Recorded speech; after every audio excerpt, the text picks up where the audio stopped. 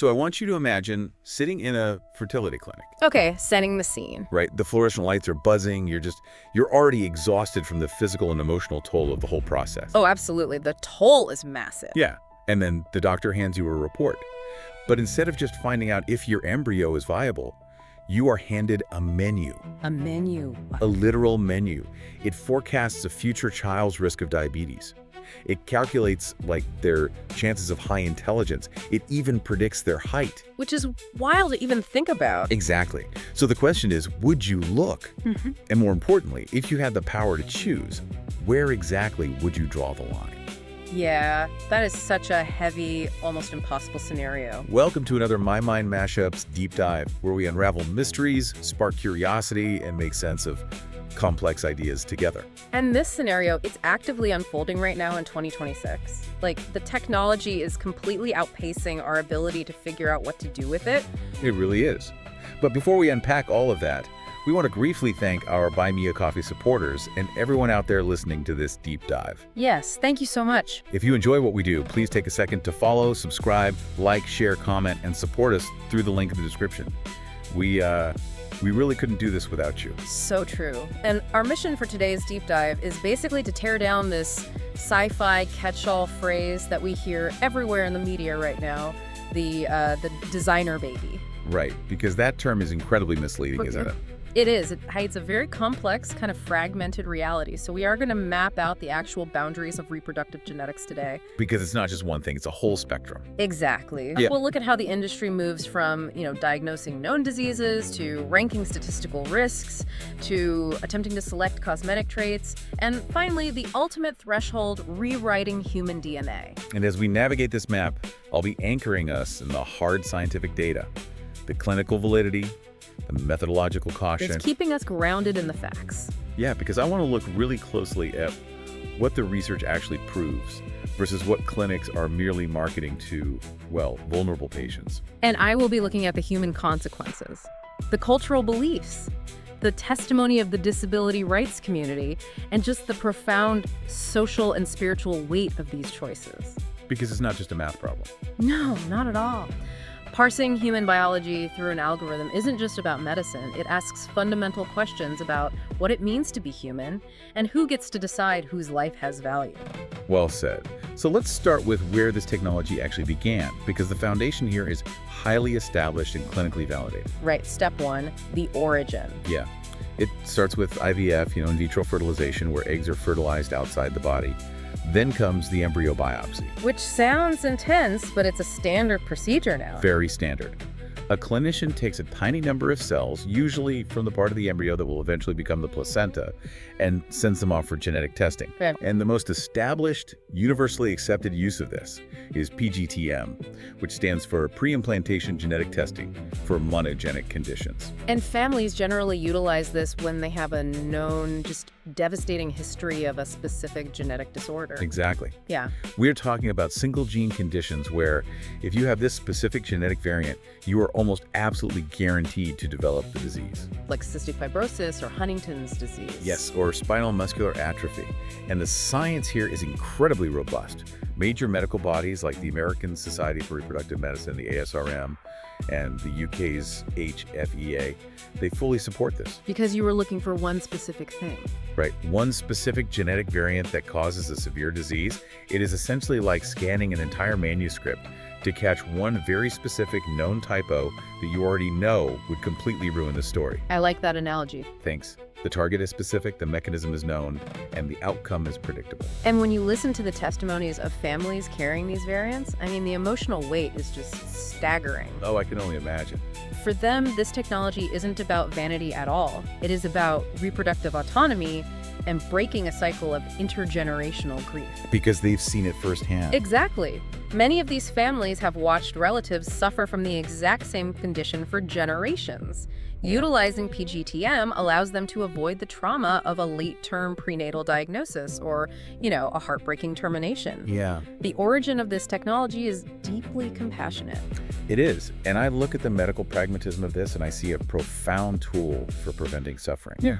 But I have to ask you, since this is already supported by major medical guidelines globally, Is this simply a natural extension of standard prenatal care? That's the big question. Like, does an established, targeted medical screen like this really carry hidden moral weight? Or is it just, good medicine? Well, it can kind of be both. Good medicine still operates within a cultural framework, right? True. Advocates in the disabled community often point out that deciding which conditions are quote-unquote severe enough to test for is inherently a cultural judgment. Oh, that's a really interesting point. Yeah. When a medical board defines a condition as too severe to pass on, it sends a message to the people currently living with that condition about how society values their existence. Wow, yeah, I hadn't thought about it quite like that. The medical consensus might be clear on preventing profound known suffering, but the disabled community asks us to remember that suffering is often exacerbated by a society that refuses to accommodate difference, rather than just the biology itself. I totally see the tension there. But scientifically, the mechanism of finding a single catastrophic typo is sound. Yes, scientifically it is. But the ethical ground completely drops out from under us when the fertility industry pivots from looking for certainties to selling statistical guesses. And that is the shift from diagnosing to ranking, step 2 on our map. Exactly. So first we have PGT-A, which checks the overall number of chromosomes. Clinics do this constantly, but the 2024 ASRM guidelines actually show mixed evidence for its routine use. Wait, really? Mixed evidence? Yeah. And the reason is mosaicism. An embryo might have some cells with chromosomal differences and others that are totally typical. Ah, so it's mixed. Right.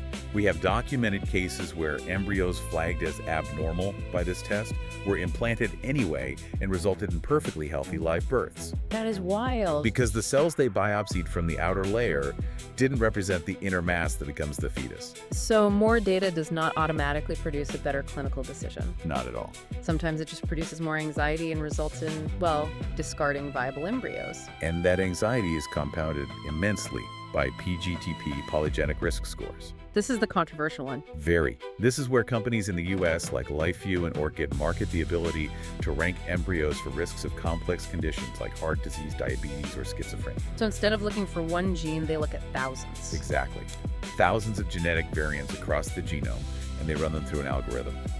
But here is the hard science the ASRM stated clearly in 2026, that PGT-P is nascent and unproven. Wow, nascent and unproven. Yeah, and they do not recommend it for clinical service. The UK's HFEA went even further and declared it unlawful to use for embryo selection. Unlawful. That really shows the disconnect between the commercial marketing of these scores and the lived reality of these probabilities. It's vast. It's basically a totally different universe. Yeah, these companies are selling an illusion of control to people who are already physically and financially exhausted by IVF. Which is just so predatory, honestly. It is, because a low-risk embryo can still grow up and develop heart disease because of their environment, their diet, or sheer chance. And a high-risk embryo can live a perfectly healthy, long life. You are selling a statistical guess as if it were a crystal ball. And if you are listening right now and doing the math in your head thinking, wait, if a company says they can reduce my future child's risk of schizophrenia by 35%, that sounds massive. You really have to look at the difference between relative and absolute risk. Oh, this distinction is so crucial. It changes everything. I read a landmark study by Turley and colleagues that breaks this down beautifully.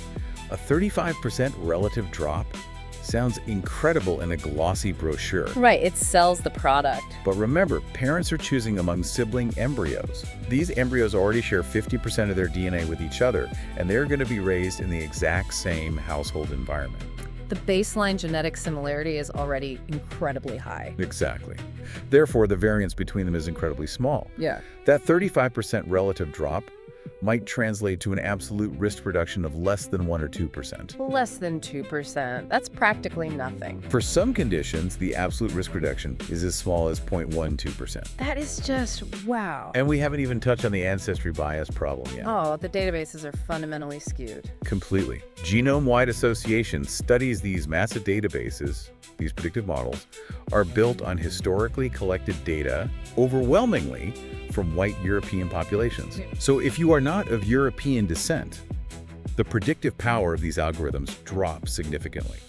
The models become scientifically compromised. And we end up with a profound issue of equity plus false reassurance. Yeah. You have affluent families paying thousands of dollars for a test that is mathematically flawed, culturally biased, and might actually reduce the family's overall chance of ever having a baby. Because they might discard a great embryo. Exactly. They might discard an otherwise perfectly viable embryo over a fraction of a percent difference in a statistical model. I try to visualize these marketing claims to understand just how flawed they are. It's like ranking sibling embryos with PGT-P is like trying to predict which of your two siblings will be a safer driver based entirely on a 5% difference in their vision test. That is a great way to look at it. It completely ignores the weather, the kind of car they drive, whether they text while driving, the quality of the roads, and decades of life choices. You are trying to predict an entire human life course from a statistical sliver. It's absurd. If this conversation is making you think, follow and subscribe so you don't miss the next My Mind MashUps deep dive. But here's the thing. If a clinic is willing to sell you a statistical guess for heart disease, the algorithm doesn't care if you swap out the search term heart disease for height or intelligence. Right. The underlying technology is the exact same. It is literally just a change in the search query. Step 3. Selecting traits. And we are seeing companies like Nucleus float estimates for personality or physical traits based on polygenic scores. Which is terrifying. It really is. And to be unequivocally clear, 0 major medical bodies support this. 0. The ASRM explicitly says non-medical trait selection is completely outside the scope of reproductive medicine. Yeah. The clinical validity for predicting complex traits like intelligence from an embryo biopsy is effectively 0. Because those traits are shaped heavily by environment and development. Exactly. And this is where the social and spiritual stakes absolutely skyrocket. We have to reckon with the legacy of eugenics here. Yeah, we can't ignore that history. When a society systematically tries to select against certain genotypes, or optimize for a specific narrow definition of intelligence or, ideal physical traits, it sends a devastating cultural message. It really does. It communicates that human diversity is entirely a burden to be optimized away. And even from a purely biological standpoint, the idea of genetic optimization is flawed because of the reality of how genes actually function. Right, the biology isn't that simple. I've heard critics in the disability rights space use the term pleiotropy to argue against this kind of optimization. Yes, pleiotropy. But biologically, what does that actually look like when you're dealing with an embryo? So pleiotropy means a single gene or genetic variant affects multiple, seemingly unrelated traits. The genome is not a cafeteria menu where you can pick and choose items cleanly without touching the others. Oh, so they're connected. Deeply connected. The biological pathways are heavily entangled. If you try to select an embryo for a proxy for intelligence or for above average height, you might inadvertently increase the risk for an autoimmune condition or a psychiatric disorder in ways we don't fully understand yet. By pulling one thread, you might unravel a completely different part of the biological tapestry. So they are entangled biologically, and they are entangled psychologically. Ethicists discuss the concept of a child's open future. What does that mean exactly? Imagine the spiritual and emotional burden on a child born under the crushing weight of parental expectations based on a purchased genetic report. Ugh, that sounds awful. Imagine knowing you were the embryo specifically selected for high educational attainment or athletic prowess. What happens when that child wants to be an artist, or struggles in school, or just wants to live a quiet, ordinary life? They'd feel like a failure from day one. Exactly. Their very identity and their parents' love might feel conditional, inextricably tied to a menu they were selected from before they were even born. That's heartbreaking. And we're talking about IVF and genomic tests that cost tens of thousands of dollars. We are handing affluent families a tool to biologically hardwire social inequality. Absolutely. Even if the biological benefits are a total illusion, the social impact is very real. We are turning future children into optimized consumer products, commodifying human life in a way that feels fundamentally dystopian. It moves reproduction out of the realm of human vulnerability and into extreme consumerism. We are selling eugenic logic to the highest bidder under the guise of giving your child, quote, the best possible start. It's chilling. But everything we've discussed so far, whether we're talking about finding typos, ranking probabilities, or selecting cosmetic traits, has been about choosing among the existing sibling embryos. Right, selection. But there's a threshold that goes far beyond selection, Yeah. and that is intentional heritable alteration. Step 4. Step 4 is editing the blueprint itself. And the world got a shocking, unauthorized preview of this back in 2018 with the Hejiangkui case in China. Oh, man, I remember that. He used CRISPR technology to edit the genomes of twin girls, aiming for HIV resistance. Which was completely illegal. Yes. He bypassed international consensus, used fabricated ethics reviews, and faced global condemnation. He crossed a line humanity had collectively agreed not to cross. And the scientific community was appalled not just by the ethics, but by the sheer recklessness of the methodology. The science was bad, too. Very bad. He used CRISPR-Cas9, which acts like molecular scissors. It causes double-strand breaks in the DNA backbone. That sounds destructive. It is. The cell panics and tries to repair the break, which often leads to massive, chaotic chromosomal damage. It also causes mosaicism, where the edit doesn't take in all the cells, leaving the twins with a patchwork of edited and unedited cells. Just a horrific experiment. Truly. But the science didn't stop in 2018. We have to look at the reality in July 2026. A biarxiv preprint by Dieter Egley's team at Columbia University demonstrated progress using a newer technology called base editing. Base editing. Okay, how does that circumvent the chaotic damage caused by the CRISPR scissors? It uses a completely different enzyme mechanism. Instead of acting like scissors that sever the double helix, base editing acts more like a pencil and an eraser. Oh, that sounds much more precise. It is. It chemically converts one single letter of DNA into another, for instance, changing a C to a T without breaking the DNA backbone. Egley's team showed they could make efficient changes in human research embryos while avoiding the massive chromosomal deletions and rearrangements that we saw with Cas9. But we must be incredibly clear about the limitations of that progress. Absolutely. This 2026 research is strictly laboratory progress. It is not anywhere near clinical readiness. Right. Nobody's offering this in a clinic today. No. Even with base editing, they still see mosaicism. They still see guide-dependent off-target changes, meaning the editor might fix the intended typo but accidentally introduce a new mutation somewhere else in the genome. That's a huge risk. It's massive. The US FDA is blocked by federal law from even reviewing clinical applications for heritable changes that would create a pregnancy. Yeah. And the WHO maintains incredibly strict governance limits, stating this is not safe or acceptable for reproductive use. Good. Because this is the moment we have to pause and grapple with the profound intergenerational implications here. Yeah. When you edit the germline, when you edit an embryo, you aren't just treating a single patient in front of you, you are altering the DNA of every descendant that comes after them. It's a permanent change to the human lineage. Exactly. You are making permanent changes on behalf of future generations who cannot consent. It forces us to ask, does humanity possess the wisdom to permanently rewrite its own source code without causing irreversible cultural or biological damage? I mean, we can't even perfectly predict the long-term environmental impacts of introducing a new plant species to a forest or altering the course of a river. Ecosystems are incredibly complex. And we are treating the human genome like a software program that just needs a patch, rather than an ancient, deeply intertwined biological ecosystem. Which is wild, because even in software, pushing an update to legacy code often breaks 5 other things you didn't anticipate. So true. Except here, the legacy code is human biology, and you can't just hit undo. The hubris required to believe we have mapped every downstream effect of a genetic edit is staggering. Are we vastly overestimating our understanding of biology? We absolutely are. When we view our biology merely as something to be, fixed or enhanced or patched, we lose sight of the resilience that comes from our shared diversity. So let's bring all this back to the central question of this deep dive. Where do we draw the line? Right, looking back at the map. If we evaluate the hard evidence objectively, the strongest scientific consensus firmly supports the use of PGT-M.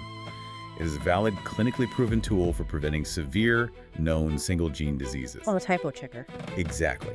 But as soon as we cross into the commercial push for PGT-P ranking polygenic risks for complex diseases, the marketing vastly outpaces the clinical evidence. It offers only tiny absolute gains while carrying high risks of ancestry bias and false reassurance. It's a statistical illusion. Yeah. Furthermore, the selection of non-medical traits has zero clinical validity, and heritable genome editing remains strictly experimental, unsafe, and unlawful for creating pregnancies. And evaluating the social and cultural weight of these technologies requires us to hold 2 truths at once, I think. Okay, what are they? The human drive to reduce suffering and provide the best for our children is deeply compassionate. But the pursuit of genetic optimization is a dangerous illusion. It really is. It risks exacerbating social inequality, stigmatizing the disability community, and placing an impossibly unfair burden of expectation on the shoulders of future children. We want you, the listener, to critically examine this boundary map for yourself. Diagnose, rank, select traits, edit. Where would you draw the line? It's a deeply personal question. It is. Does preventing a fatal childhood disease feel medically necessary, but picking a child's height feel ethically wrong? Do the probabilities of polygenic scores seem like a helpful medical tool or an exploitative consumer illusion? We'd love to hear your interpretations and where your boundaries are, so please share your thoughts in the comments. This is a conversation we all need to actively participate in before commercial markets and unregulated clinics make the decision for us. A quick reminder, you can find My Mind Mashups on all major podcast platforms, so be sure to subscribe wherever you are listening. And I want to leave you with a final thought to mull over. We spend immense amounts of time, money, and anxiety trying to engineer certainty into our lives and into the lives of our offspring. We definitely do. But perhaps the most beautiful and resilient aspect of human biology isn't our ability to be optimized or perfected or ranked by an algorithm. Perhaps our greatest strength is actually our inherent uncertainty, our diversity, and our shared vulnerability. I couldn't agree more. We didn't come this far just to come this far. This is My Mind Mashups.